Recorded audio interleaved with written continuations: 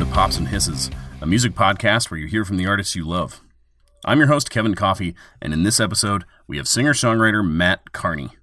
Kearney's new album, January Flower, was released earlier this year, and it's a great summertime record, but it's also something a little bit different than you might be used to from him.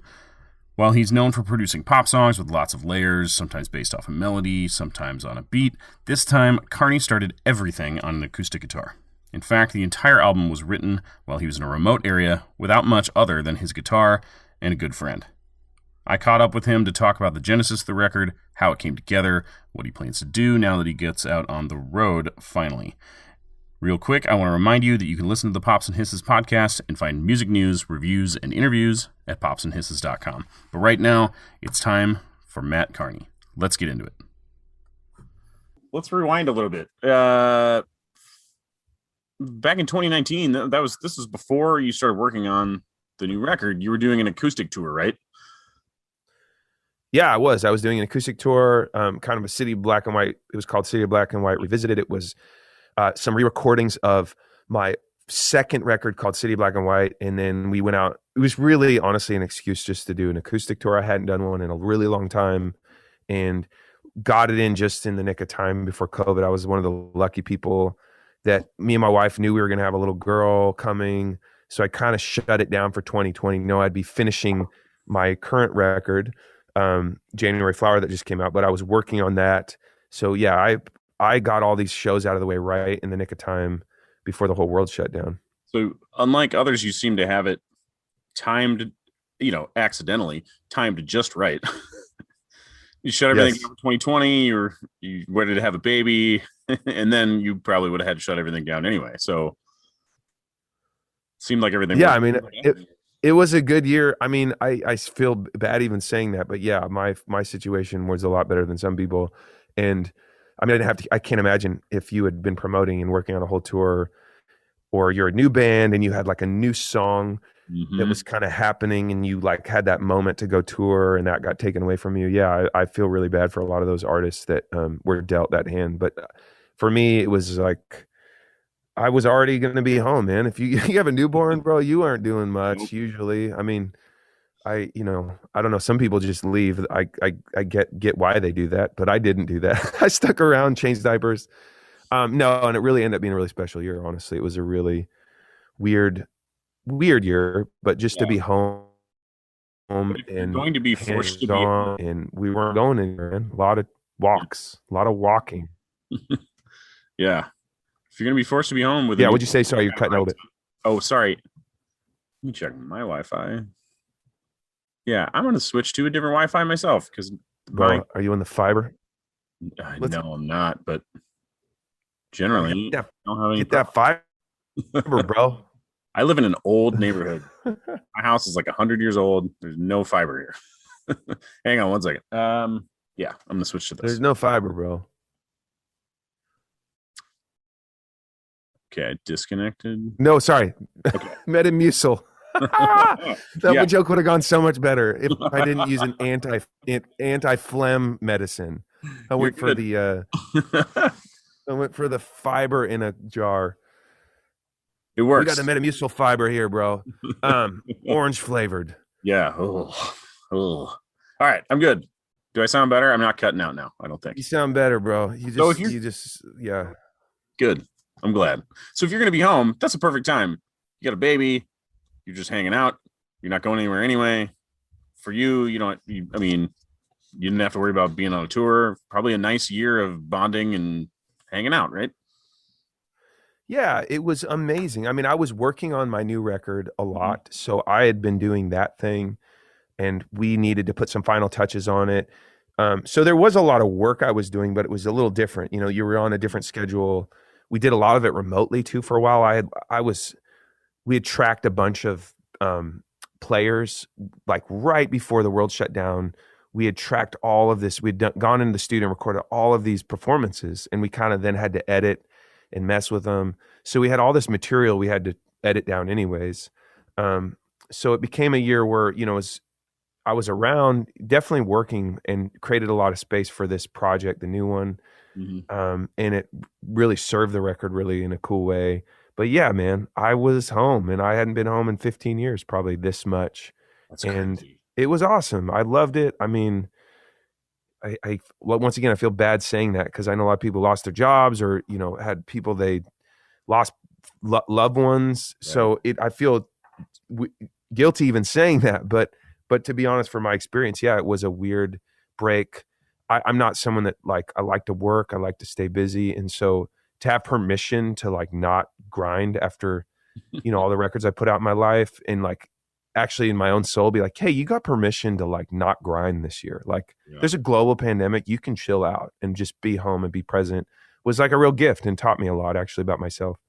Absolutely. Well, especially when you're in that musician mode of, well, we got to put out a record, then we got to record it here, and then we got to, you know, put the record out, then we got to go on tour, and then we're going to take a little break, then we're going to go on tour again, then we're going to make another record. I mean, that's just an endless process.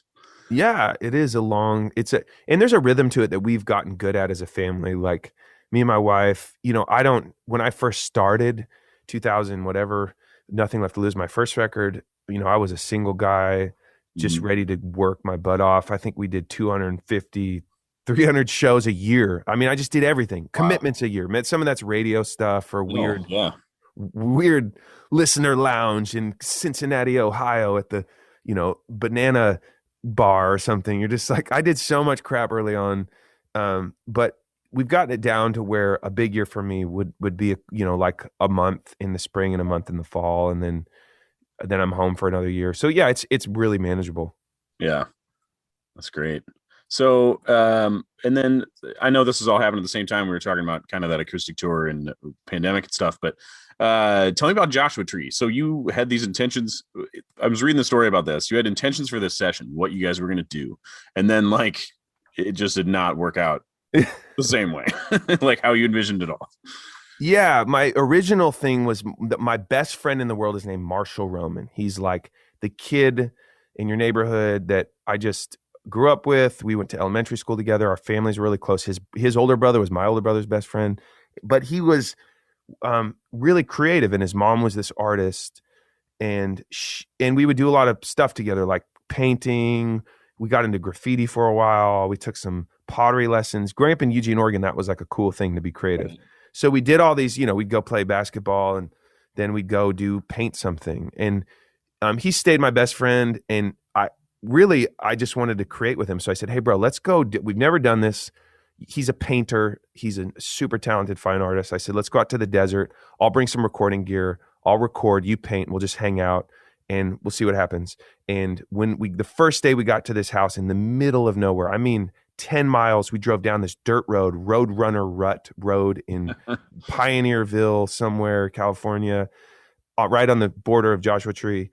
I mean, I'm off the grid is like, I've never been this off the grid. Solar panels, you Right. can't even, you can't see another house as far as your eye can see. And this crazy storm rolled in. It was the most rainfall they'd ever recorded in the area or something. So there was literally a river going down our street. There was crazy storm, which means solar panels don't work. So like our power went out. We had no Wi-Fi. We had no cell phone. We were just hanging out, nothing, dark house in the middle of nowhere. And we had this wood stove though. So I was like, for a day, I'm like, I'm going to go crazy. What are we going to do? We're just going to stare at each other. All the recording gear I'd brought wasn't going to work, no power. So we just ended up sitting with a guitar, writing songs. And it ended up being this really special time that reminded me of how I started writing, which was just me and a guitar and some friends. And it really started the trajectory for the record in a lot of ways. Yeah. That's just so. How much did that affect your intentions? Because I know you had that acoustic tour, which you're excited to do. You're now stuck in a house with nothing but an acoustic guitar. Did that really like send you down a different path than you had intended? Yeah, it really did. Actually, I think I hadn't really thought about that, but oftentimes when you're making a record, for me, I don't have like a clear path of what I'm doing early on. You're just kind of trying things, and then Tom Waits is like this artist who I love, and he always says there's seeds of other. You find certain songs, and there's seeds of all these other songs in them. So you like find this thing. You're like, oh wait, this is inspiring to me. I could this makes sense. This is a door we could. It's like the wardrobe, line witch in the wardrobe. You open this crack and you're like, oh, this could be a whole world we could go into. Yeah. Um, so for me, yeah, a lot of times at the beginning, you're just kind of scratching at the surface. You don't know what you're doing, and then you find these songs that open up these avenues. And that, yeah, that really was a massive time for me to connect to this kind of style of writing that I really is just my own curiosity of like, oh, this is really fun. Like some of that probably was influenced by the acoustic tour that had happened. I had a new love for that kind of me and an acoustic guitar by myself. Hmm. I'd kind of grown with my chops. I'd gotten my chops back. I hadn't done that for a while. So I was able to, hold my own with just a guitar and a room full of people. So yeah, that probably was all playing into it, but it really did set the trajectory for what I wanted to do in the record. Right. So once, this is a long time ago, in an interview we did long ago, but you were telling about songwriting, and a lot of times you don't always write within a guitar and figuring things out. You might tap out a beat. It's almost like a hip hop style Totally. for me, which is really interesting for like a singer songwriter like you. You find a beat or you find a rhythm or a melody or something, and then you kind of build off of that, which is different than a lot of other people do. So did you kind of shift back away from that again? Maybe. Yeah. I'm always playing with that style of, um, those songs always happen, and there's always the visceral moments. Like even on this record, there's definitely moments where like I have a song called "Ships in the Night" that was fairly popular. That started with us building this kind of visceral moment, like a beat to describe it to lay people. We had like acoustic guitar. We had this like boom, boom, ka, boom, boom, ka, boom, boom, ka, and then the producer played this bling, bling, bling, bling, bling, like this like piano part. And I'm like, whoa, this is such a vibe without even a song to it yet. So sometimes I start that way, where you get this like visceral expression, a beat that like you put on, people dance to it. You're already starting with an advantage. If you just have acoustic guitar, sometimes you write a song and people are like, okay, that's a cool song, but I don't know, the track sucks and it doesn't make me vibe. It's like more cerebral than visceral. It's like more mind than body. And sometimes, yeah, I start with the body with like a beat, and then you kind of like you like riff over things, and then you find I had this title, "Ships in the Night," so then I wrote like "Ships in the night keep passing me by," just kind of riffing, and then wrote the verses. So that totally is something I use. But yeah, this record reminded me a little more of maybe like City of Black and White, my record, where less of that was happening, and it was more, I have an idea and a guitar, and I want to convey that idea. And they both work, and I've written some of the best songs doing both things in my life. So there's no one way for me. Well, I really enjoyed the record overall. But it was, if anybody is ever going to call it like it's an acoustic album, isn't going to sound right, because you still did a lot of the production on the album, and there's that acoustic guitar bass playing under every song, but you did a lot of the really cool production you always do, and like build things up around that, and made these really cool songs, like those visceral moments like you were talking about, that you just latch onto in a really cool way. So I wondered kind of so you do this stuff in Joshua Tree, you kind of got some momentum, then you go to Nashville and start like, let's record this stuff. Like, how'd you keep that same energy and momentum moving in the direction you wanted to go?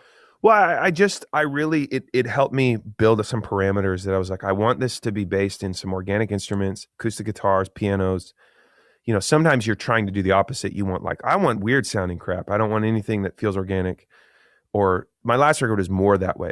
I kind of had this other sentiment I wanted, but it started with like, these are the ingredients we're making the dish with, is like acoustic guitar, let's start there. Like, just, that's the big thing. Like, this is going to be the main entree on everything, the acoustic guitar.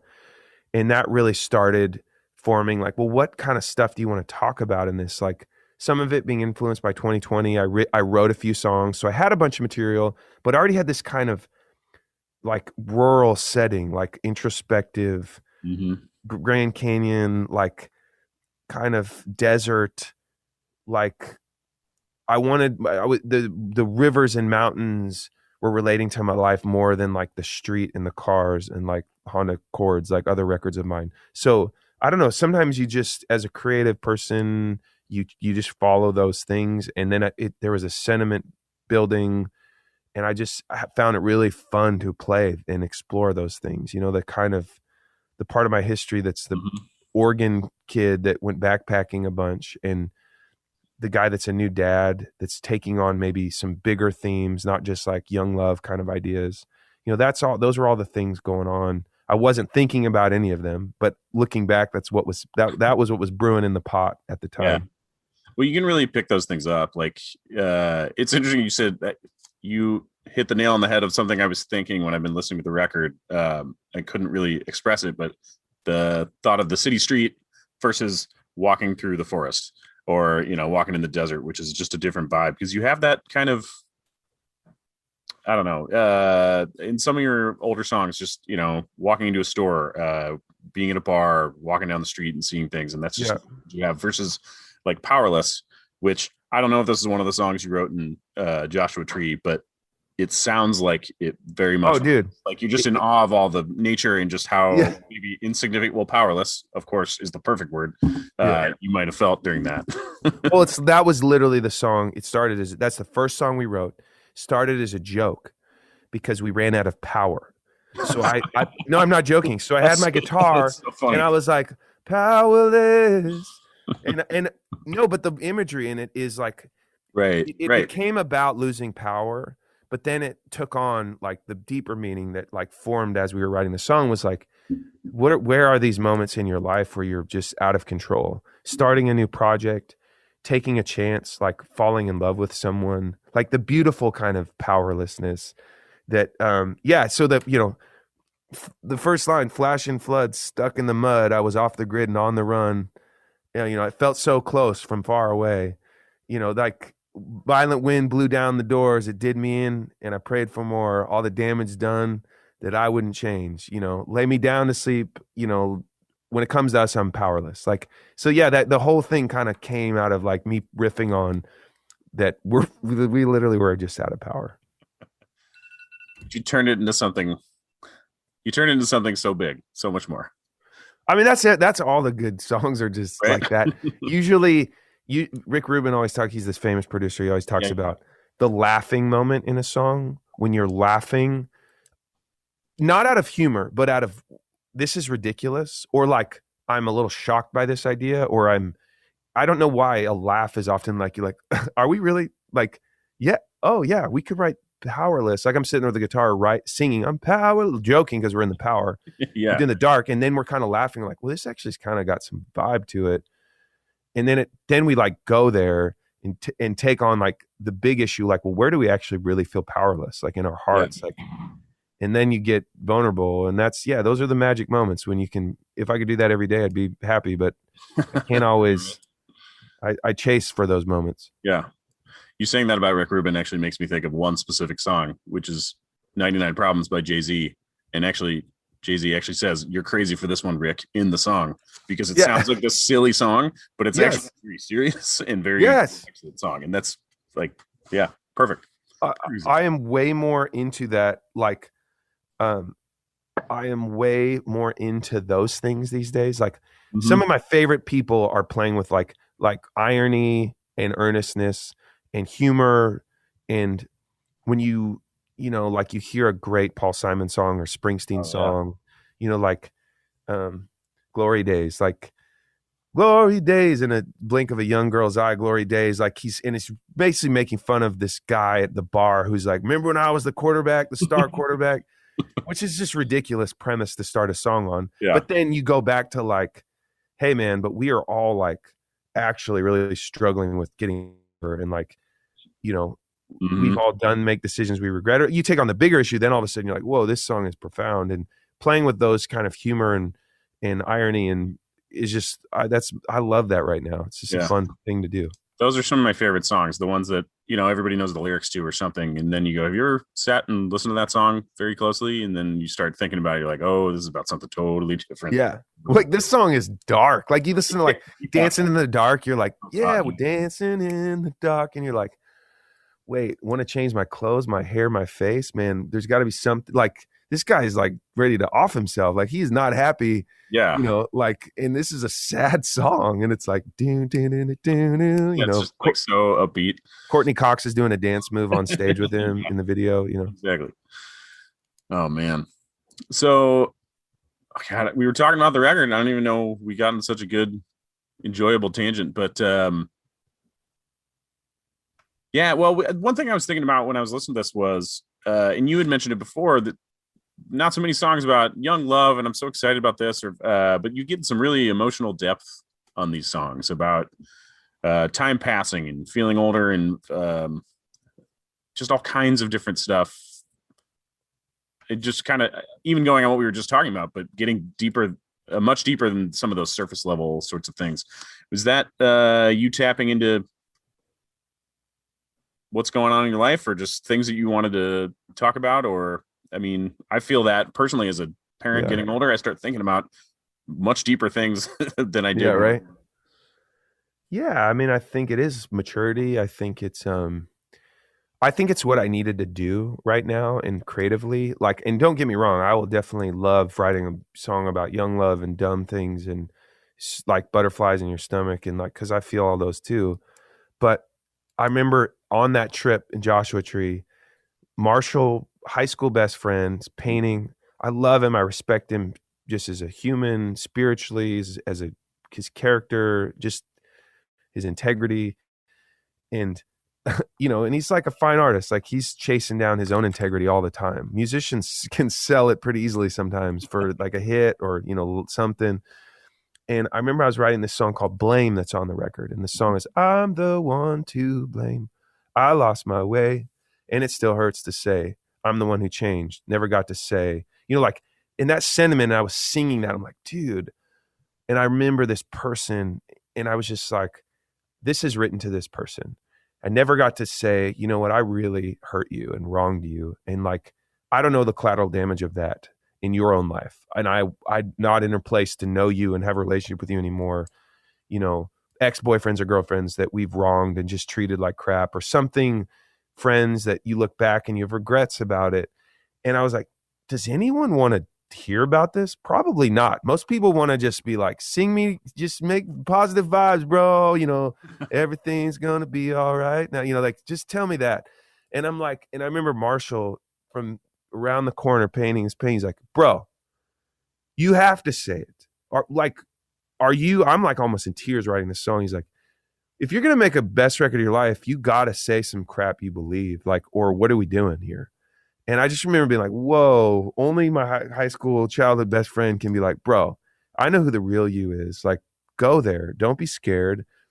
And in many ways, that was some of the bravery of the record, was just being vulnerable, not just writing a love song that is going to do well and everybody's going to like, but taking on some deeper stuff. And maybe it won't. Maybe people don't want to hear that song.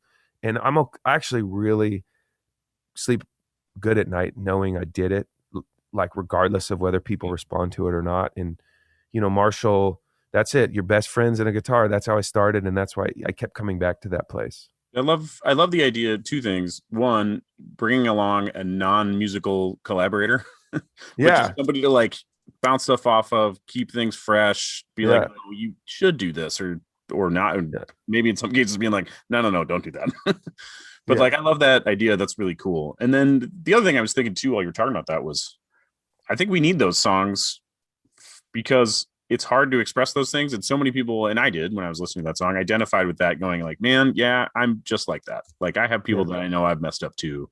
And there's no way to tell them that, but at least we can all feel like listening to that song, you can all feel that feeling and go, yeah, like, I wish I could do something about that now. yeah.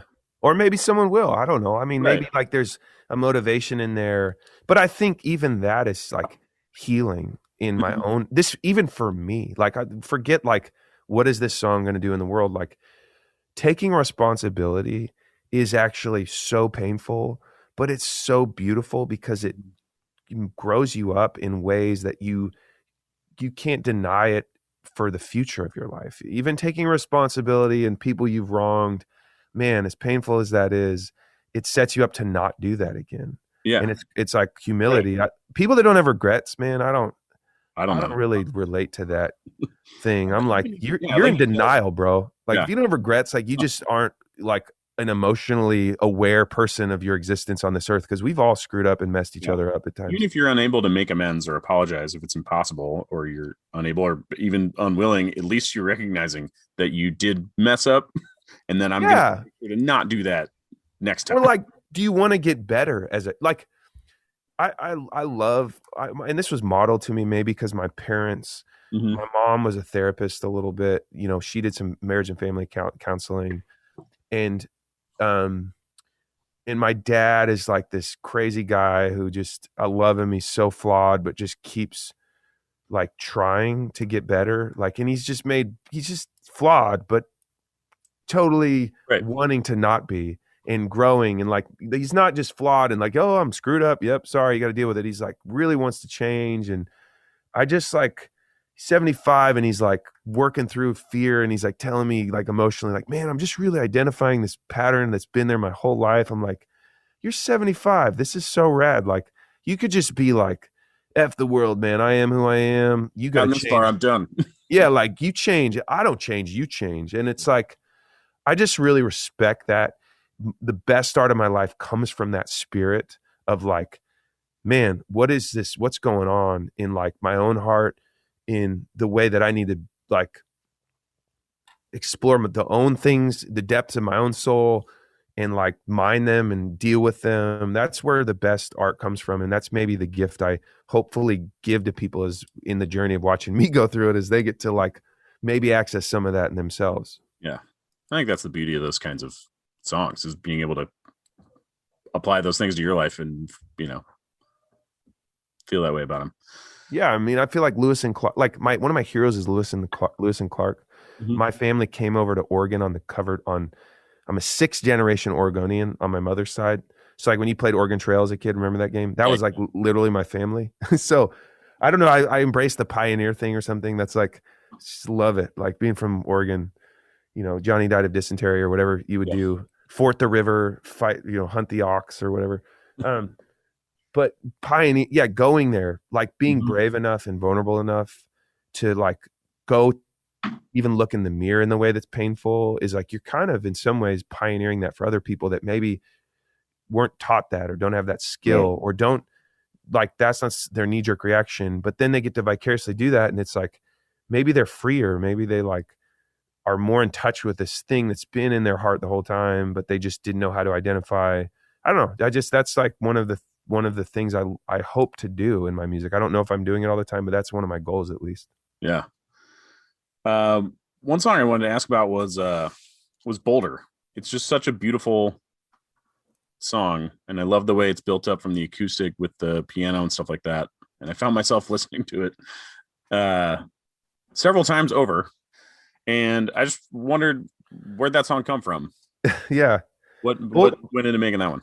Boulder almost didn't make the record because it was so folky, and I was like, man, we got a lot of slow songs, but I couldn't play it for my wife. She still never listened to it all the way through. She just cannot listen to it. She just starts crying. It's like too emotional for her, in like in a beautiful way. Right. And like, and really, what happened was when we had our first kid, Olive, there was this coffee shop called Box, and the way we worked it is my wife would get up all night, you know, do the breastfeeding thing, and I would take first shift in the morning, 7 a.m., be up, and our house is kind of loud, so I would take her to this coffee shop for an hour in the morning. We just hang out. I loved it. We could be social. There's a little play area. All the neighborhood other artists would come out, you know, different Sam Hunt, Ben Rector, all these cool musicians would come. We'd end up talking in the morning, drinking coffee. Cool. Yeah, it was a cool coffee shop. And whatever reason, something about the kitchen not being too big, it was their commercial bakery, blah, blah, blah. They shut it down. And when one night I was sitting there and I was like getting really emotional. I was like tearing up that this coffee shop was closing. It's like, you know, but it's not my coffee shop closing. It's your morning experience with your daughter and your friend. Bro, it's representing a season in my life, and it represented this becoming a dad for the first time, all of that, what that meant emotionally. Yeah. And so I just wrote it that night, the night it closed. And I was sitting on my front steps looking, you know, down the street and kind of see the lights of where the coffee shop was. And, you know, today they shut the door on something so much more than any box could hold or wrecking ball can roll from your heart. And the coffee shop was called Box. So that was my play on words. And yeah, it really was about the passage of time. And I guess it's like my kind of, I wish I could, I just appreciate this, but it also is crazy how fast life is moving. Days are long, years are short, kind of vibe. Yeah, To yeah. It's feel just that. beautiful. It's a beautiful song. I Thanks, really man. like that one. And I was wondering, just what's next? What are you doing now? You gonna play some shows? Have you played any yet? We do. We just announced dates in October. Okay. I I'm thought so so. freaking pumped. Like, I think I know how to do it still. Right? I think I remember how to play a show. I'll definitely have to buy some new clothes that aren't just sweatpants. And I'm right there with you, man. It's yeah, all athletic shorts, sweatpants, and t-shirts. I mean, is there a better? What we all learned? It's like tech stuff's great. Like REI, man, we should all just be wearing that. Like, why Yes, are we wearing anything but like microfibers and like loose pants? it's the Like, future. Like let's all wear comfortable yes. What was the clothes. point? Why were we not always wearing comfortable clothes that are wicking, that have good Yeah. wicking principles? Well, and I was going to ask. That's funny because I've seen you before. Sometimes wearing a shirt and tie on stage and stuff like that. Do you ever want to go back to that again? That seems like torture. Maybe, I don't know. Oh no. I mean, that was early on. That was like my Yeah, that was that was kind of that was the Nashville. That was my City of Black and White tour, and there was something it felt like I wanted to be like uh mature and respected as a songwriter, and yeah. that was like a thing to tie the black, like kind of Blues Brothers look thing. Mhm. I look back at those photos, like maybe that'll come back again. It's got to, right? Like the kind of British wave, like I think if you want to dress that way, man, everyone would come in with wow, like damn, he skinny looks good. skinny tie, like it is a vibe. Yeah. No, I'm definitely on a different wave these days. I'm on the like Ojai kind of hippie desert, relaxing, comfortable with microfibers. That's really where I'm at these days. That's much more comfortable, especially if you're going to be on stage, moving around and singing. And Totally. yeah, man, that's really cool. So that'd be by October. That'll be almost 2 years since you toured, right? Since you went on and did a lot of shows. Yeah. Yes. I think so. No, it would have been, so it was spring. We ended in February of 2020. So yeah, that'll be a year and a half, almost 2 year and 3/4. So yeah, it's wild, man. I mean, I would take off sections of time to work earlier in my process because people weren't clamoring to get me to do one-offs more, but now the longer I've done this, there's more built-in things where like, oh, come play this festival. You stay active a little more consistently regardless of where you're at in your cycle. Sure. But this will be the longest I've been off in, I think, ever. And Ever? Since you were 15. I did go to a show last night. Like, my buddy loves this comedian, so we went and saw him. Mm-hmm. And it was the first thing I'd done. I went to the Ryman in Nashville and saw this, and like, it was wild. It was a trip, man, to be like in a row with people. And like, this is Nashville, so people aren't, how do you say this? Like, they love their grits and pork belly and like Yep. there was not a lot of like, the first thing I said when I sat down, I was like, because it's a pew, and I'm like, so we're sharing, are we sharing this number? Like, what's happening? Like, is this my seat or is this your seat and my seat? Because it was like, I was like middle seat of airplane times 10. Like, I think I had to wedge my hips to get into the seat. Excuse me? Like, yeah, I was like literally like taking things out of my pockets so I could get into the seat, like phone can't go in the pocket because I can't. There was so long that we didn't. I don't know about you. I didn't go anywhere, and I didn't go to any people. So to go into a place that was so normal to just, yeah, man, I stuck my butt into a tiny theater seat next to so many people, and if you asked me to go do that now, I'd be fine, but it would be so weird. It was really, it was like a whoa, what is happening? Yeah, I mean, we're fully vaccinated. I feel like safer now about that, but you still, I mean, I don't know. It's still like just a weird phenomenon to go from this emotionally kind of isolated state to shoving your butt between two people and then like sitting in this room full of people dying laughing. It was like I was totally enjoying it, but also being like, feeling like the world was an alternate universe. Like, I hadn't done this in so long. That's such a trip. Yeah, I mean, I imagine Nashville is probably kicking things up a little faster than other places because everyone's Bro, it is like it is. There's nothing happened here. There's been no pandemic. Like yeah. it's all bets are off.